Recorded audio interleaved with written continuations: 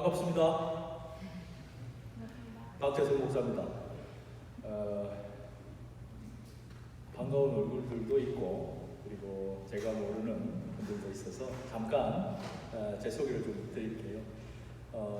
저는 지금 미주리 주립대학병원에서 병원 목사, 미국 말로는 채플린이라고 합니다. 찰리 채플린 생각하시는 분 지금 있죠?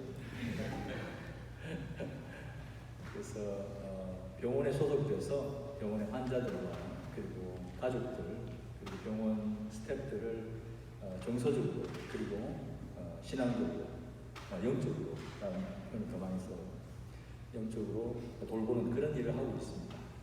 쉽게 말하면 지금 병원 직원이에요. 네, 어쨌든 이번에 이상태 목사님께서 출타 중이셔서 이렇게 또 한 번 여러분들과 함께하게 됐어요. 어리석은 질문인 줄 압니다만 1년 4개월 전에 제가 했던 설교를 혹시 기억하시는 분들이 계실지 모르겠는데 사실 설교를 오늘 다 써놓고 제가 비교를 한번 해봤어요. 근데 주제는 똑같더라고요. 주제는 똑같아요. 그 대신에 여러분 너무 슬퍼하지 마세요. 내가 그걸 바로 이렇게 표절한 건 아니니까 요즘 뭐 셀프 표절도 사회적으로 문제가 많이 있는데 어쨌든 오늘 또 저와 함께 짧지만은 정말 우리 진리의 영이신 성령님께 의지하면서 사회도 소개하셨지만 정말 우리 여기 지금 중고등부 학생들도 있고 그리고 우리 반가운 또 우리 어르신들이 이렇게 오셨네요. 보니까 어쨌든 여기 다양한 분들이 앉아 계십니다. 그래서 제가 그 요구를 다 맞출 수는 없어요. 그래서 성령님께서 여러분들에게 오늘 꼭 필요한 말씀을 전해 주실 수 있도록 그렇게 기도를 하면서 시작을 해보겠습니다. 제가 중고등부에서도 주로 이제 설교를 많이 했었는데 그때마다 아이들한테 했던 질문이 있어요. How are you feeling at this moment? 네. 제가 여러분들한테 그대로 한번 던져볼게요. 여러분 지금 기분이 어떠세요? 보통 뭐 여러 가지 있는데 우리가 인간이 가지고 있는 기본적인 감정이 4가지일 거예요.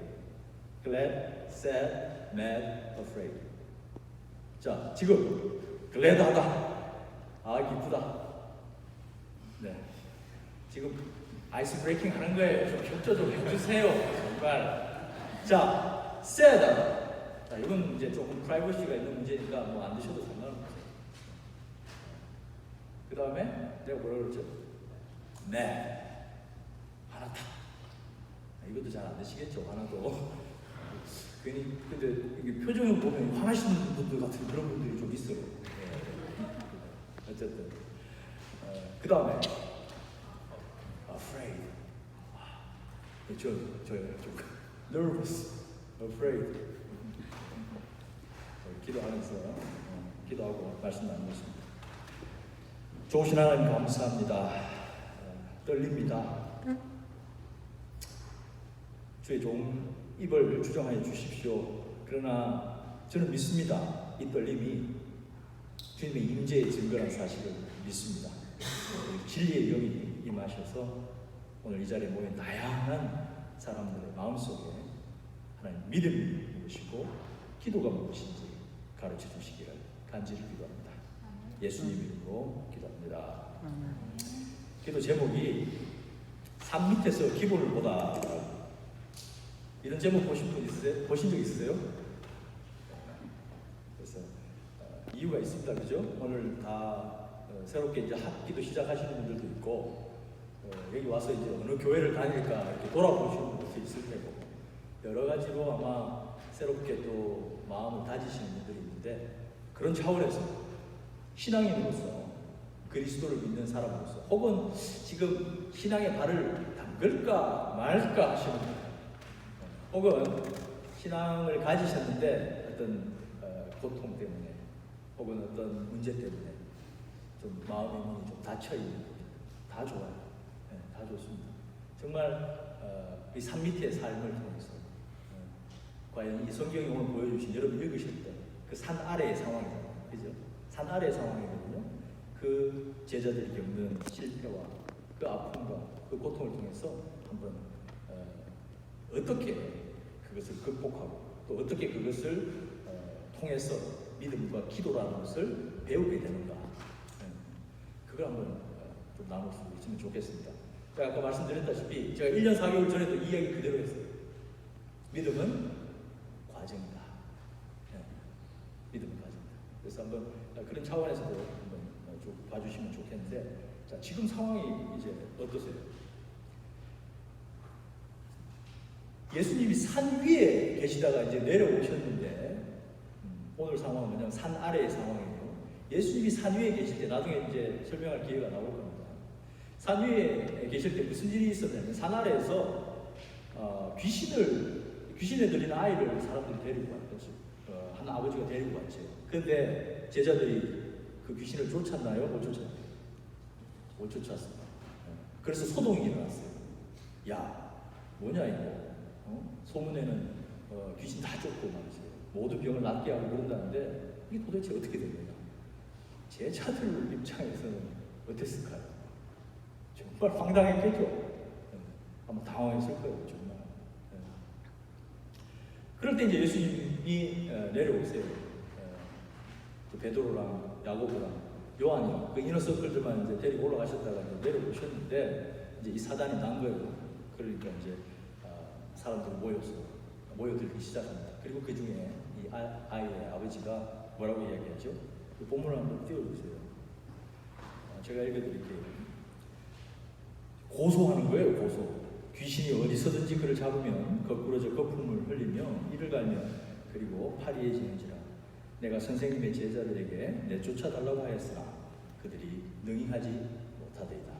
여기서 이렇게 주목해 보셔야 되거든요. 과정으로서 믿음에서 이 호칭이에요. 호칭.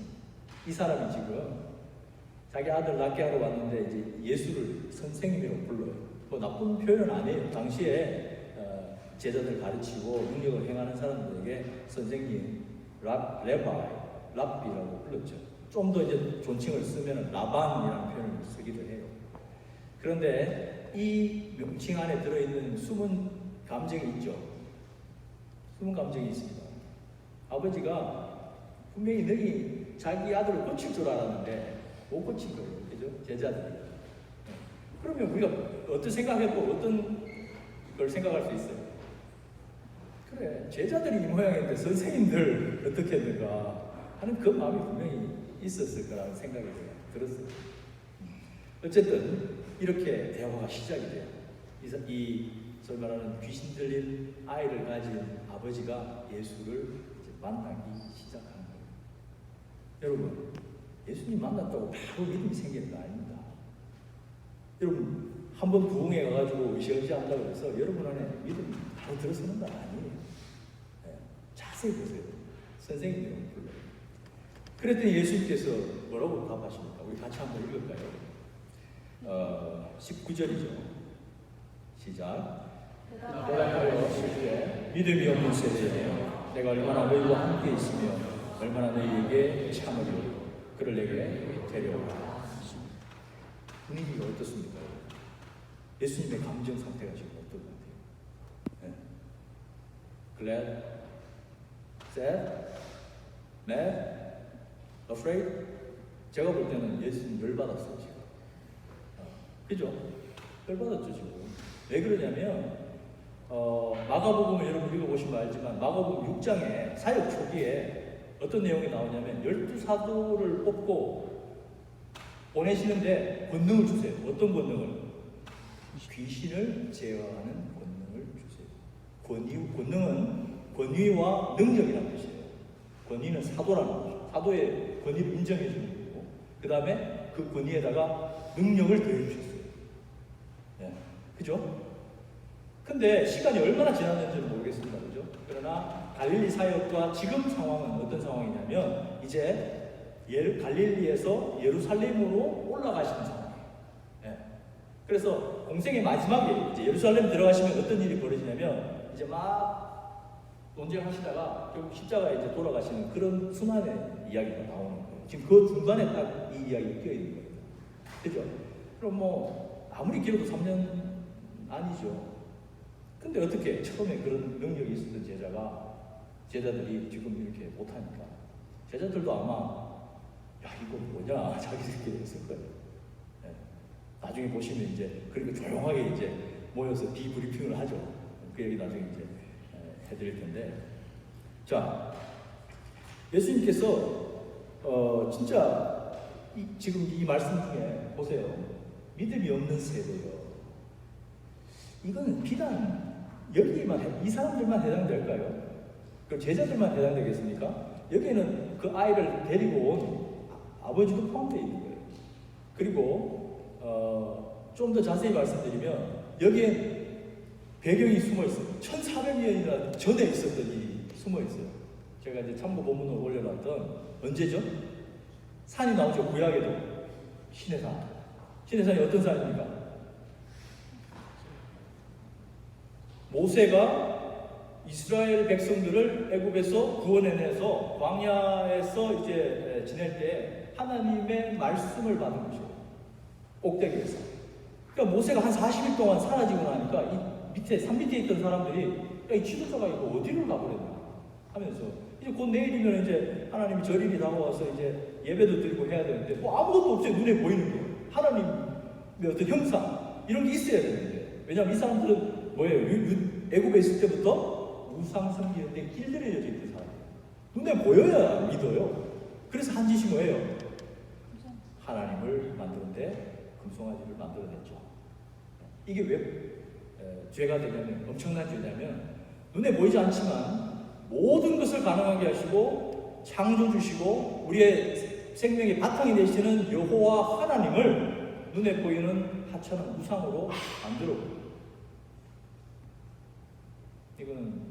이건 근본이 완전히 흔들려버려요. 그래서 결국은 안타깝지만 어쨌든 심판을 받죠. 그 세대나 예수님의 이 세대나 오늘날의 세대는 어떻습니까? 여러분 거죠. 오늘날 이 신자유주의 시대, 신자유주의 시대, 정말 돈이면 뭐든지 할 수 있다고 어떻게든지 고지에 올라가서 그 고지를 탈환하지 않으면 살 수 없는 그런 세상. 그나마 미국은 그래도 땅덩어리도 넓고 기회가 많아서 그렇지만 한국은 정말 한국에 있는 청년들은 오죽했으면 제 후배들이요 386 세대를 욕한다기보다는 세대 유감이라는 책을 냈더라고요. 저 이제 CBS 기자 출신인데 그 기자들이 사실은 당시 386들이 이렇게 운동권 출신들이 많잖아요. 지금 그 사람들이 다 정치인이고 당 대표고 이 세상 지금 우리 나라를 이끌어가는 그런 일종의 뭐 이런 표현이 좀 그렇지만 뭐 지도 계층도 이상하다. 그냥 뭐 하여튼 기득권을 가진 사람들이 되어버렸어요. 네. 하여튼 그런 오늘날 이 세대를 통해서 정말 믿는 사람들, 우리 아까 기도에도 나왔지만 믿는 사람들이 과연 어떻게 믿음 생활을 하고 이 믿음을 통해서 우리가 처해 있는 공동체 어떤 변화, 개혁, 혁명은 아닌 것 같아요. 우리 기독교는 혁명은 칼로 들고 일어나서 하는 거잖아요. 예수님이 분명히 칼로 일어선 자는 칼로 망한다는 말씀이 있기 때문에 저도 개인적으로는 개혁까지는 용인이 된다 하는 생각이 들었어요. 자, 하여튼 어쨌든 지금 우리 상황에서 이 시대에 믿음, 그리고 이 믿음을 우리가 어떻게 정의하느냐에 따라서 우리의 삶이 그리고 우리의 신앙생활이 달라지는데, 과연 예수님이 말씀하시는 이 성경에서 말하는 이 믿음이 도대체 뭔가? 여기 지금 한 100명이라고 칩시다. 100명이 계신데 아마 여러분 100명이 전부 똑같은 믿음의 생각을 갖고 있지는 않을 거예요. 네. 제가 생각하고 그리고 오늘 여러분과 나눌 이 믿음에 대한 부분은 뭐냐면, 그래요. 정의 내리기는 좀 쉬워요. 사실 그렇게 어렵지는 않습니다. 저는 이렇게 정의를 내려요. 믿음이라는 것은 전적인 신뢰다. 영어로 하는 complete trust다. 근데 여러분이 믿음을 어떻게 정의하시건 간에 반드시 기억하셔야 될 두 가지 캐테고리가 있어요. 두 가지 기둥이 있어요. 하나는 뭐냐면 믿음의 대상이죠. 대상. 믿음의 대상이 누굽니까? 우리 예수 그리스도. 믿음의 대상을 확실하게 하셔야 돼요. 그죠? 그래서 우리가 지금 그 믿음의 대상을 통해서 믿음을 정의하면 어떻게 되는 거예요? 저는 이렇게 되죠. 예수 그리스도를 전적으로 신뢰하는 것이 믿음입니다. 근데 이건 우리 교회가 참 잘해요. 기도하고 찬양하고 말씀 묵상도 하고 공부도 하고 아주 잘합니다. 이게 이제 종교적 차원의 것이에요. 아주 중요해요. 그런데 두 번째가 뭐냐면 믿음의 내용이에요. 여러분, 믿음의 내용이 무엇입니까? 예수 그리스도가 이 땅에 오셔서 전파하시고 가르치셨던 내용이 뭐예요? 한마디로 말합니다. 어디서 들리는 것 같은데? 하나님 나라입니다. 하나님 나라. 네. 하나님 나라가 바로 예수님께서 가르치십니다. 마가복음 1장 14절을 제가 한번 읽어볼게요. 요한이 잡히신 후에 예수께서 갈릴리에 오셔서 하나님의 복음을 전파하여 이르시되 때가 찼고 하나님의 나라가 가까이 왔으니 회개하고 복음을 믿으라. 그죠? 시작할 때 하나님 나라가 가까이 왔다고 했어요. 자, 누가복음에서는요, 예수님이 돌아가시고 나서 며칠 동안 이 땅에 계셨어요. 이제 부활하시고 난 다음에 40일을 제자들에게 보이셨단 말이에요. 그 40일 동안 하신 일이 기록되어 있습니다. 누가복음 1장 3절이에요. 그가 고난을 받으신 후에 또한 그들에게 확실한 많은 증거로 친히 살아계심을 나타내사 40일 동안 그들에게 보이시며 하나님 나라의 일을 말씀하시니라. 처음과 끝이 하나님 나라입니다. 하나님 나라가 뭔지 그럼 알아야 되겠죠. 그래야 믿음이 뭔지 좀 확실해지겠죠. 그죠? 하나님 나라는 번역이 좀 잘못된 거예요. 이미 아시는 분도 있을 텐데, 오늘은 나라라고 하면 여러분 장소적인 개념을 먼저 떠올리잖아요. 근데 그게 틀린 게 아닙니다. 죽어서 천국 가는 거 맞아요. 맞습니다. 하나님 나라 맞습니다. 그런데 원래 하나님 나라라고 하는 개념은 굉장히 역동적이고 더 넓어요. 뭐냐면 이렇게 생각하시면 돼요. 하나님 나라를 다스림이라는 단어로 바꾸시면 돼요. 우리 중고등부를 위해서는 영어로 하면 sovereignty. 발음 괜찮아요, 나? 영호아, 선생님 발음 괜찮니? Thank you. 이렇게 또 치열업을 해야 돼요. 뭐라고요? 하나님 나라가 하나님의 다스림. 예수님께서 이 땅에 오셔서 제자들에게 그리고 당시의 성도들에게 가르치시려고 했던 목에 피가 나도록 외치셨던 그 믿음, 그 믿음의 두 번째 가장 중요한 기둥이 바로 하나님 나라에 대한 거예요. 이걸 가지고 믿음을 정의하면 어떻게 돼요? 하나님 나라를, 하나님의 다스리심을 전적으로 신뢰하는 게 믿음이 되는 거예요. 근데 정말 재밌는 거예요. 2단계죠, 2단계. 그죠? 많은 분이 첫 번째 단계에 머물러요. 그건 어쩔 수 없어요. 과정이니까. 근데 여러분 좌절하지 마세요. 왜냐하면 이 하나님 나라라는 것은 교회 안에서만 있는 게 아니에요. 하나님이 교회 안에만 계십니까? 아닙니다, 여러분. 하나님은 어디에나 계시고 여러분이 서 있는 정치, 경제, 사회, 문화 모든 분야에서 하나님의 다스리심이 있는 줄로 믿습니다. 그렇기 때문에 이 두 번째 내용으로서의 믿음이 중요한 거예요. 이게 근데 굉장히 도전적이에요. 잘 안 됩니다, 이게. 예? 자, 간단하게 우리 에비던스가 있어야 되잖아요. 에비던스가. 내가 왜 이렇게 2단계를 이야기하느냐면 성경이 그대로 보여줘요. 산 위와 산 아래에서. 산 위에서는 믿음의 대상이 누구인가, 우리가 믿는 예수 그리스도가 누구인지 완벽하게 이야기해주고 있어요. 잠깐 말씀을 드리면 산 위의 상황은 뭐예요? 여러분, 예수님이 산에 왜 올라가셨을까? 자, 이 사탕 제가 이렇게 제가 어린이 병원에서 일하기 때문에 이거 항상 가지고 있는데, 예수님이 야고보와 베드로와 요한을 데리고 산에 왜 올라가셨을까? 한번 질러보세요. 중고등부. Why? 정답입니다. 박수 한번 쳐주세요.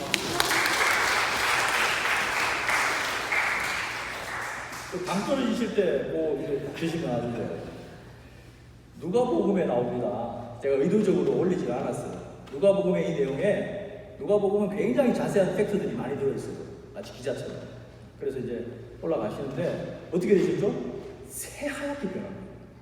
우리 여기 좀 이렇게 성가팀이 입고 있는 저건 비교도 안 돼. 좀 우리끼리 안 돼. 새하얗게 변한 다음에 무슨 일이 일어나요?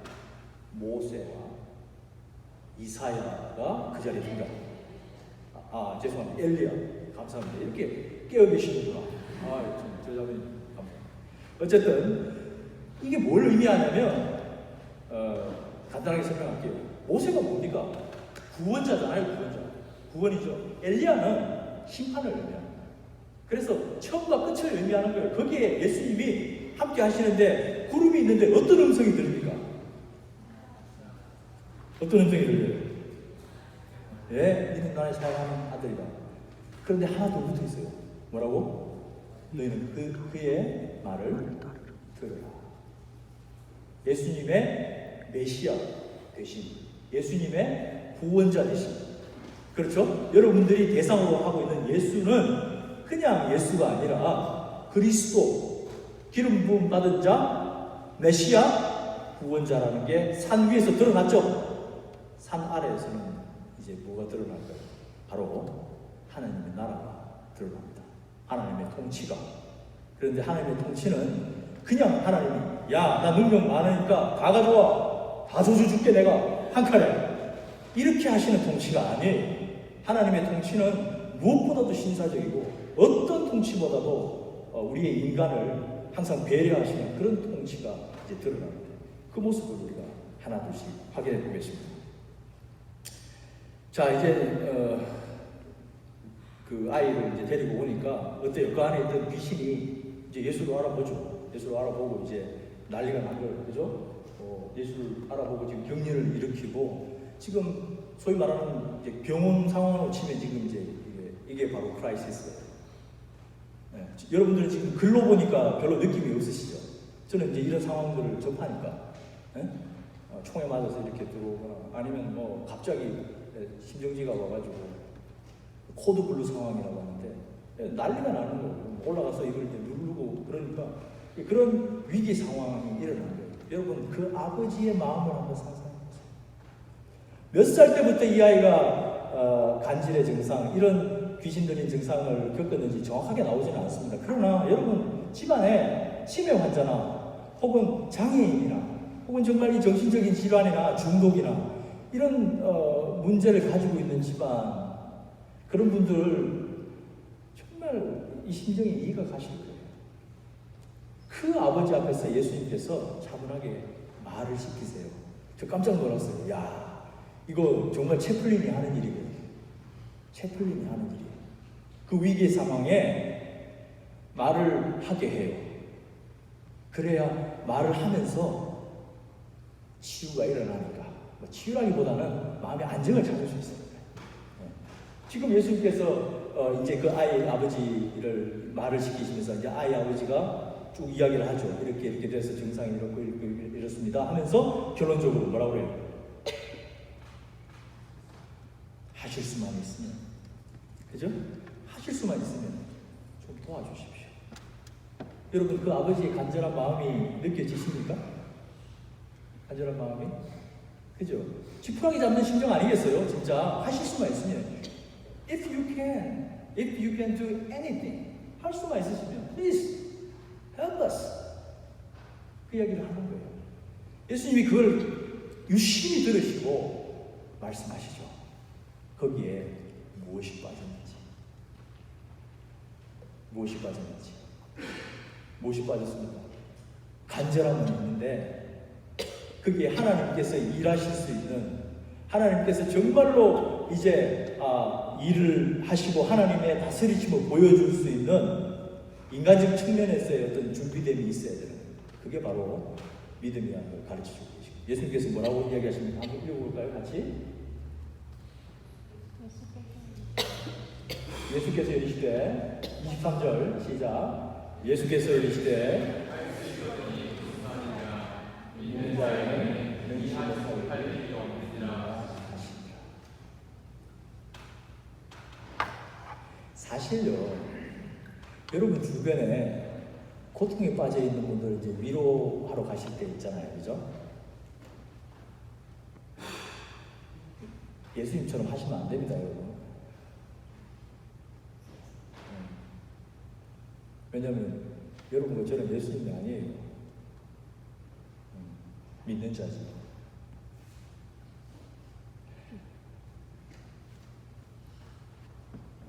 어쨌든 예수님께서는 믿음이 필요하기 때문에. 왜? 예수님 지금 이 사람을 구원해 주고 싶으신 거예요? 아니면 야, 이거 내가 딱 보고 기준에 맞아서 안 맞으면 이거 그냥 아웃시키려고 하시는 거예요? 저는 개인적으로 어떻게 해서든지 예수님은 이 상황을, 그리고 이 아이를, 그리고 이 아버지를 구원해 주고 싶어 하시는 것 같아요. 그래서 정말 그리고 여기 있는 모든 사람들에게 정말로 하나님이 일하시는 그 상황, 그 믿음에 대해서 다시 한번 이야기를 하시는데, 이걸 그대로 적용을 해가지고 야, 나 오늘 암 사기 선고받았다 이러는 친구 앞에서 야, 그 믿음으로 다 해결할 수 있어. 믿음이 부족했어. 이런 말씀은 하지 마시라는 얘기예요. 제가 병원에 있기 때문에 전혀 위로가 안 됩니다. 그런 말 그냥 들어주시면 좋고요. 예. 어쨌든 그러면 예수님께서 정말 그 간절함 가운데 예수님이 이제 너한테 필요한 게 뭐냐? 바로 믿음이다 라는 이제 가르침을 주신 거예요. 마치 정말 그 선생님의 그 칭호에 걸맞게. 근데 사실 보세요.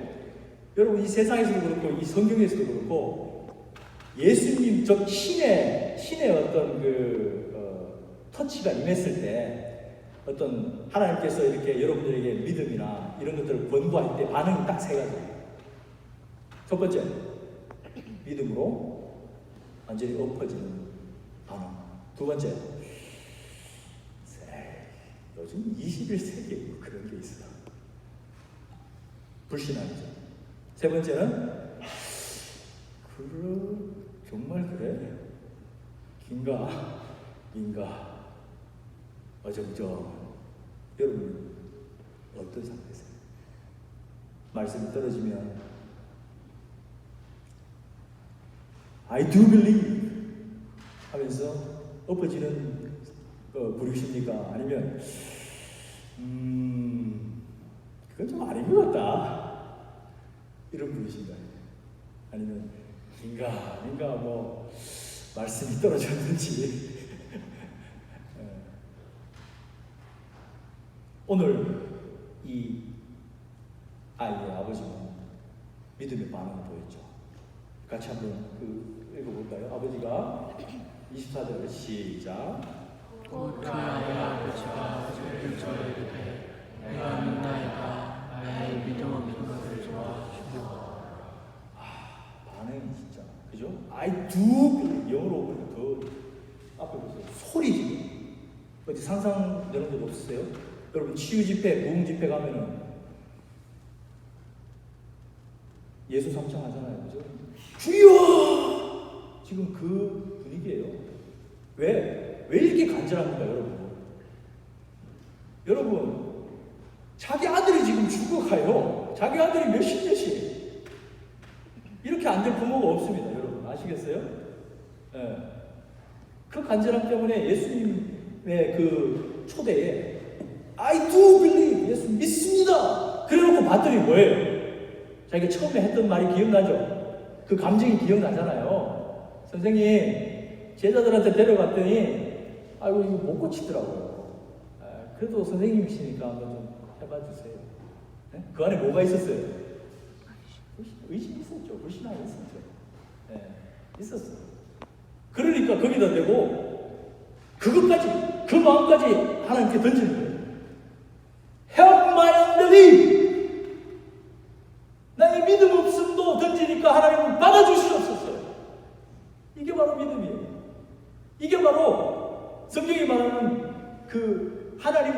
이루어지는 내용으로서의 믿음입니다. 하나님의 다스리심을 전적으로 받아들이고 하나님 이제 나는 아무것도 남은 게 없어요. 하나님 오직 주님만이 하실 수 있습니다 라고 전적으로 하나님의 다스리심에 내어드리는 것. Offering ourselves. Offering 하는 것. 이게 바로 제가 말씀드리고자 하는, 그리고 여러분과 저가 앞으로 신앙생활에서 반드시 기억하고 또 배워나가야 할 이 산 아래에서, 이 땅 아래에서 바로 그 믿음의 내용이 아닌가 싶어요. 그런데 정말 아까 말씀드렸죠. 2단계 하나님께서, 그리고 이 마가가 이걸 의도적으로 썼다는 걸 알 수 있어요. 그렇게 던지는 게 뭐예요? 내 생각과 내 의지와 내가 믿고 있었던 것까지도 내가 잘못 믿었네? 이러면서 하나님께 던지는 그 자세, 그 마음이 뭐예요? 그게 성경이 뭐라고 이야기하냐면 자기 부인이라고 합니다. 저도 이걸 얼마나 깊은 내용이라서 잘 몰라요. 자기 부인하는 걸. 저도. 그러나 자기 부인이 my wife가 아니라는 건 제가 압니다. 좀 웃어주세요, 제발. 이럴 때는 빵 터져줘야 돼. self-denial. 자, 중요한 이야기 드립니다. 중요한 이야기 드리기 전에 저는 항상 긴장을 풀게 해요. 그래 받아들이니까. self-denial은 self-degradation, 자기 비하나 self-negation, 자기 부정하고는 달라요. 명심하셔야 돼요. 제가 교회 다니면서 저는 모태신앙이 아닙니다. 교회 사람들 중에, 목사 중에 제일 싫어했던 목사가 저는 무조건 믿으라는 거예요. 믿으면 보인다고. 사실은 정답이야. 사실은 정답인데 저는 굉장히 반감이 많았어요. 뭘 설명을 해줘야 될 거 아니에요? 납득을 할 수 있도록. 물론 지금은 이해가 되죠. 납득할 수 없죠. 인간으로 어떻게 하나님을 납득시킵니까? 그건 얘기가 안 되는데 이런 정도는 설명해 줄 수 있어요. 왜? 아니 자기 부인이라는 게 뭔지 좀 설명을 해줘야. 왜 여기서 이걸 자기 부인이라고 하는가? 다 던지는 거. 이게 없으면은 믿음도 없는 거예요. 예수님께서 이 본문 바로 앞에 그 이야기를 하십니다. 예? 8장에 그 얘기가 나와요. 자기 부인에 대한 이야기가 나온다니까요. 그게 제가 읽어드릴게요. 8장 34절에 무리와 제자들 불러 이르시되 누구든지 나를 따라오려거든 자기를 부인하고 자기 십자가를 지고 나를 따를 것인가. 이게 우연으로 이 스토리 앞에 있겠어요? 아닙니다. 아까 말씀드렸죠. 지금 이 사건은 예루살렘에 예수님이 순환받기 직전에 있는 일이에요. 그리고 더 확실한 내용은 뭐냐면 이 이야기를 둘러싸고 예수님이 자기의 순환을 이야기하세요. 인자가 이제 죽어야 되고 그리고 부활을 해야 된다. 그 이야기를 이 이야기 앞뒤에다가 배치해놓으면 마가가 바보가 아니에요. 오늘날 그 당시 1세기의 독자들뿐만 아니라 오늘날에도 이게 의미가 큰 거죠. 그죠? 그냥 넘어가지 않는 거예요. 바로 이 자기 부인 없이는 믿음이라는 건 있을 수 없다. 그거는 자기 기만이에요. 그래서 제가 아까 우리가 찬양했던 것처럼 뭐예요? Perfect submission, perfect delight. 근데 사실 제가 여기서 여러분 모든 것을 던지고 모든 것을 하나님께 던집시오라고 지금 선포를 합니다만 사실 그 이야기는 무모한 이야기가 아닙니다. 여러분. 무모한 이야기가 아니에요. 진짜로 한번 던져보세요. 진짜로 한번 자기 생각을 접고 하나님 앞에 말씀 그대로 믿음으로 반응하면서 정말 자기 부인이구나 이게 내 십자가구나 지고 십자가 앞으로 나가서 한번 던져보세요. Perfect submission. 정말로 자기를 전적으로 하나님께 올려드리는 거, 엎드려지는 거, 이 일을 한번 해보시면 예수님이 하나님의 영이 분명히 그걸 여러분께 알게 해주실 거라는 제가 확신이 있기 때문에 옛날에는 이러지 못했어요. 왜? 제가 병원에 간 지도 그렇고 믿고 여기서 회심한 지가 11년 됐는데 제가 이 교회 출신입니다. 여기 그전에는 기자였어요. 그래서 그 당시에는 어떻게 생각했냐면 근데 전부 교회 목사님 다 사기꾼이에요. 전부 와서 뭐 퍼펙트 서브미션을 하래. 다 갖다 바치래. 그럼 뭐예요? 자기들만 베푼 거 아니에요. 저는 그래서 철저하게 그 반감이 왔던 것이 뭐냐면 perfect submission이었어요. 예? 그런데 오늘 제가 여기서 여러분께 그 이야기를 선포하지 않으면 안 되는 상황이었는데, 여러분 절대로 아까 말씀드렸죠. 자기 부인 perfect submission은 단순하지만 절대로 무모한 게 아닙니다. 무모한 게 아니에요. 그게 있어야 바로 하나님이 일하시는 걸 여러분이 볼 수 있단 말이에요. 하나님의 영광 보고 싶으세요? 정말 기적을 보고 싶으세요? 하나님이 정말 살아계시는 걸 여러분이 보고 싶으시냐고요? 믿고 싶으십니까? 그러면 한번 던져보세요. 정말입니다. 교회 왔으면 던지지 말고 여러분이 서 있는 그 자리, 거기 하나님 계십니까? 거기 하나님의 다스리심이 있도록 해보시란 말이에요. 하나님이 어떻게 역사하시는가? 오늘 본문에서 어떻게 역사하세요? 이 남자가 예수님의 말씀에 반응하고 자기를 던지고 나니까 어떤 일이 일어나세요? 하나님이 어떻게 일하셨습니까? 귀신을 쫓아주셨죠. 그죠? 귀신을 쫓아주셨어요. 그리고 25절 이거 한번 읽어볼게요. 이게 아주 중요한 부분이에요. 시작. 예수께서 우리에게 달려와 모든 것을 보시고 그 더러운 귀신을 붙이시고 이르시되 말 못하고 못 듣는 귀신아 내게 명하니 그에게서 나오고 다시는 드러나지 마라. 마가복음에 축사 사건이 4번 나오는데 첫 번째 2번은 귀신들이 예수님의 그 아이덴티티, 사귀의 사건이죠. 예수님이 누군가를 증거해요. 귀신이 알아본다고 하나님의 아들이라고.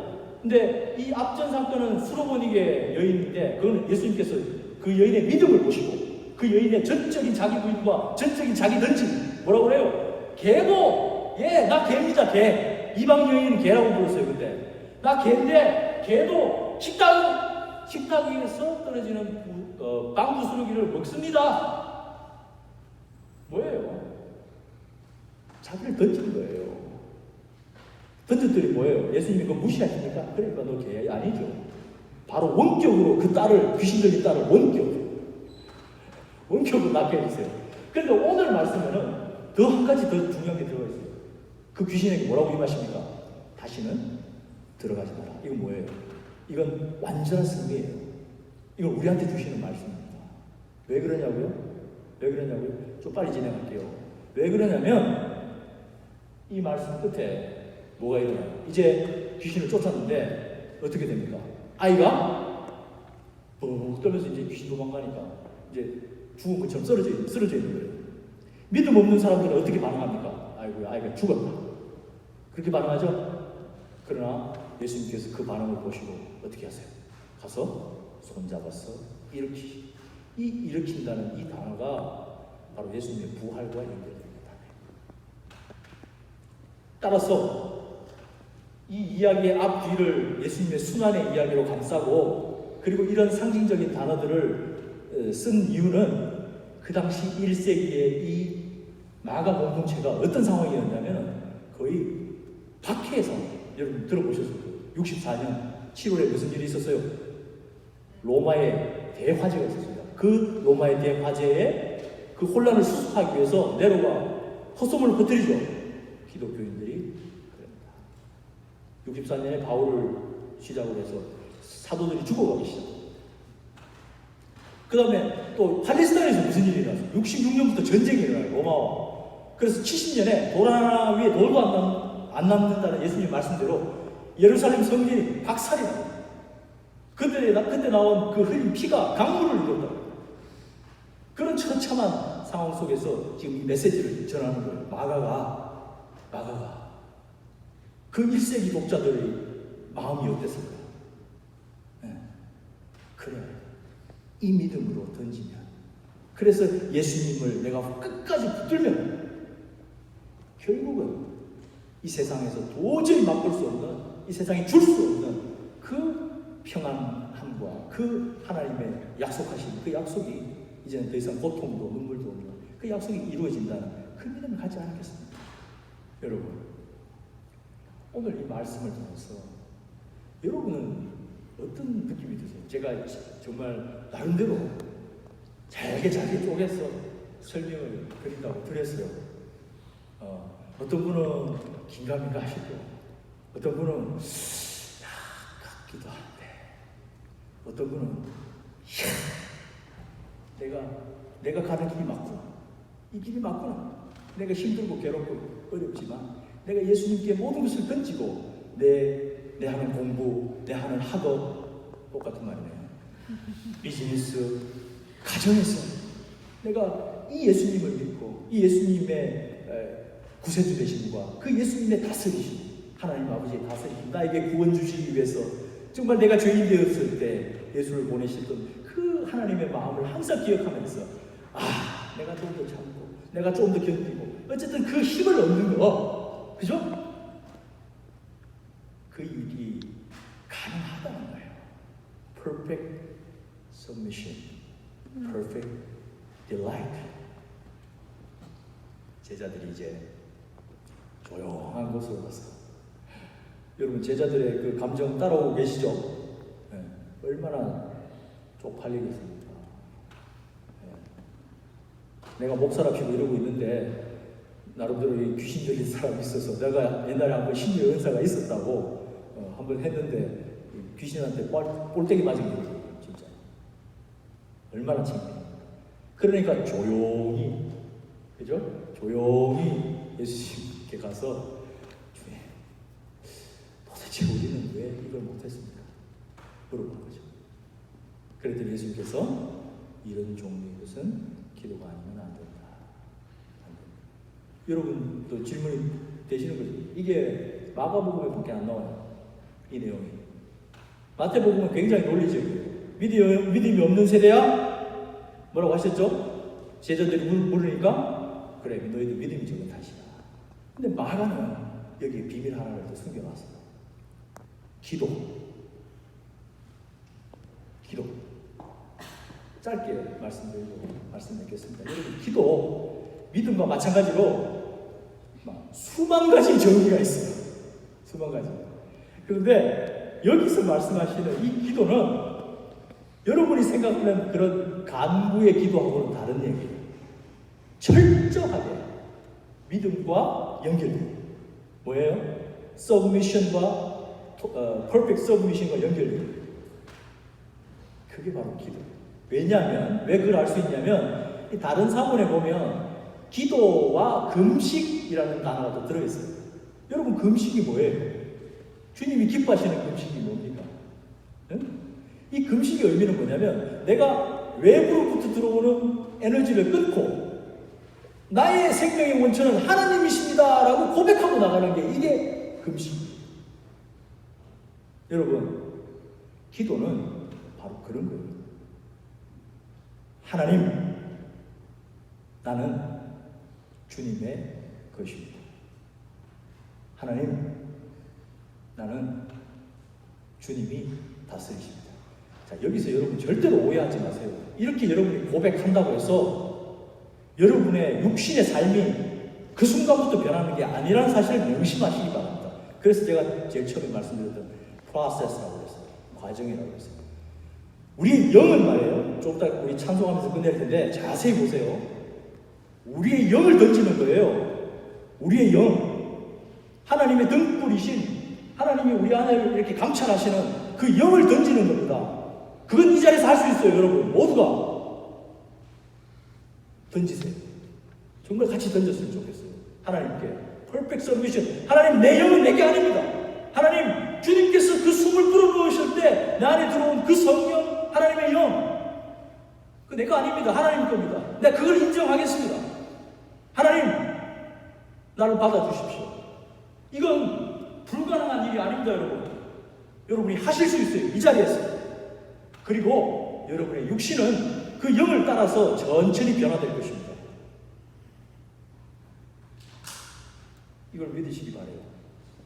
내가 처음으로 강대상에서 이야기합니다. 믿으시기 바랍니다.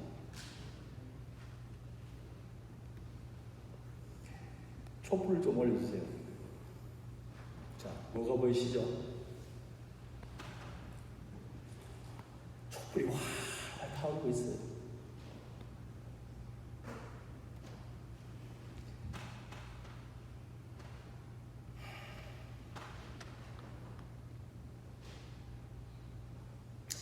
여러분과 저는 속고 살았던 거예요.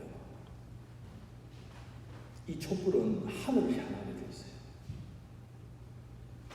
근데 우리 안에 그 불꽃같이 타오르는 욕망들, 무엇이 되고자 하는 마음들, 무엇을 이루고자 하는 마음들, 원래 그 마음은 하나님을 향하게 되어 있었어요. 전도서 말씀했다. 하나님이 모든 것을 아름답게 때에 따라 지으시되 사람의 마음 안에 영원을 사모하는 마음을 주셨다. 그래서 그 마음이 하나님을 향하게 되어 있어요. 그런데 누구도 가르쳐주질 않아. 그렇게 타오르는 욕망과 그렇게 타오르는 불덩이 같은 이 에너지가 어디를 향해야 되는지 아무도 가르쳐주지 않아요. 세상은 고지를 점령해라, 돈을 벌어라, 지위를 가져라, 명예를 가져라 이렇게 가르쳐요. 그러나 성경은 분명히 말합니다. 그 영, 타오르는 그 정말 주체할 수 없는 그 불덩어리 같은 그 등불은 하늘을 향하게 되어 있어요. 초를 자세히 보세요. 저 초의 심지 때문에 그게 가능한 거예요. 지금은 잘 안 보이지만 제가 확대하는데 신학교에 있을 때 제가 초를 보면서 묵상한 거예요. 저 초의 심지가 십자가 모양으로 되어 있어요. 이렇게. 별 큰 의미는 없습니다. 저한테 큰 의미지만. 오히려 제가 말씀드리고 싶은 건 여러분이 예수 그리스도를 믿고 그리고 예수 그리스도의 다스리심, 하나님의 다스리심을 믿는다면서 입으로 고백하고 던지는 것, 그 일을 여러분이 하시면, 입으로 하시면 예수 그리스도께서 여러분 안에 들어오셔서 심지가 되어주십니다. 그리고 여러분의 그 욕망, 여러분의 그 불타는 영혼을 향한 그 상승의 에너지, 상승의 힘, 그걸 제대로 쓰게 해주실 거예요. 제대로. 무슨 말씀인지 아시겠습니까?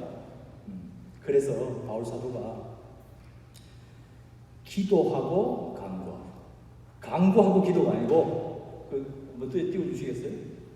마지막만 하고 넘어가죠. 네, 아무것도 염려하지 말고 다만 모든 일에 우리 크게 한번 읽어볼까요? 시작. 아무것도 염려하지 말고 다만 모든 일에 기도와 강구 너희 구할 것을 감사함으로 하나님께 아뢰라. 또 예수님께서 뭐라고 하셨어요? 기도하며 간구하는 것은 다 이루어진 일로 믿으라.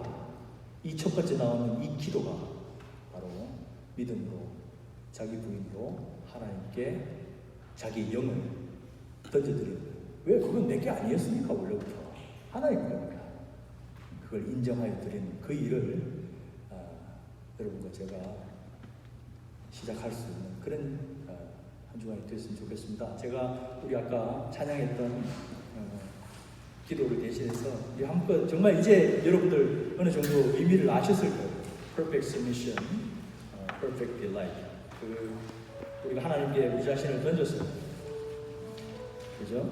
하나님께서 주시는 그 기쁨을 추구할 수 있었으면 좋겠습니다. Perfect submission, perfect delight.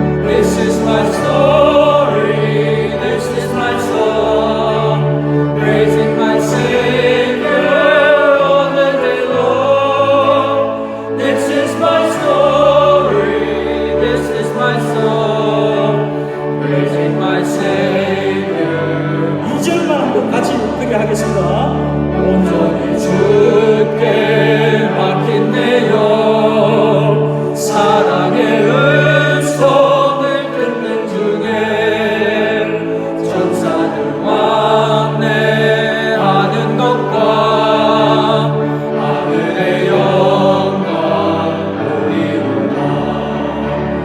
이것이 나의 간증이요, 이것이 나